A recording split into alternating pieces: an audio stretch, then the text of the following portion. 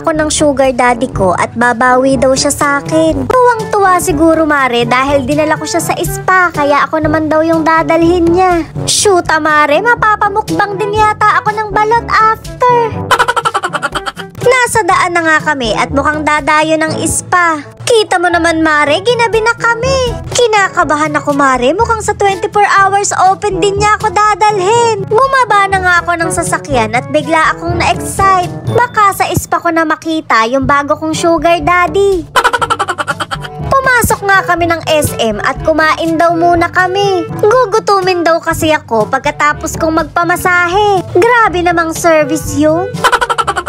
Pinaglakad nga lang ako ng sugar daddy ko at dito ako tinuro. Puro daw ako harot, dito daw ako magpamasahe. Shoot mare, ang daya-daya naman. Kahit babae man lang sana yung magmasahe sa akin at hindi na lalaki. Napakadamot sa machine ako dinala.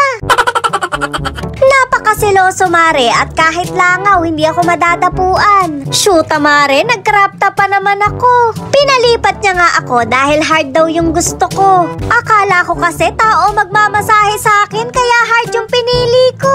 Baka makalas yung mga buto ko, hindi ako sasantuhin ng machine na to. Nagsimula na nga akong masahihin ng machine at pinapikit pa ako. Mas damang-dama daw kasi yung masahe kapag nakapikit. Ah, talaga ba? Ganun ba yung ginawa mo nung pinaispa kita? Mukhang damang-dama mo nga dahil nakatatlong balot ka pagkatapos. Huwag kang mag-alala dahil pagkatapos ko dito, ikaw ang tatapusin ko. Nasyak nga ako mare dahil kahit puwet minamasahe. Ramdam na ramdam ko hanggang large intestine. Pati yung bahay ala ko mare nabubulabog. Lalakas ako lalong uminom nito. Napaka-effective nga mare dahil nawala lahat ng sakit ng katawan ko. Sa ulo kasi lahat mare mapupunta. Grabe mo naman masahihin yung ulo ko. Wala nang ang utak, hindi ka pa naawa. Tapos na nga akong masahihin kaya chinecheck ko na yung ulo ko kung nakakabit pa. Naka-attach pa naman mare at working pa. Ang sakit ng puwet ko parang natembong.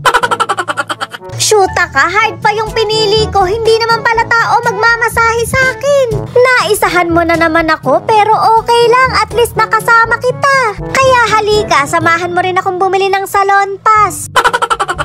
Isang banig na nga yung binili ko at itatapal ko sa buong katawan ko. Makikita mo yung mga manok mo naman ang mamasahihin ko. Magaling pa naman akong magmasahe ng mga leeg. Magugulat ka na lang, niliigan ko lahat ng mga manok mo. Mukhang masarap nga ang magiging ulam ko bukas dahil nagkikrave ako sa adobong manok. Matagal nga na palambutin yon at sakto madami kong salon pass kahit sumakit yung katawan ko. Pero mananakit daw talaga yung katawan ko kapag ginawa ko yun.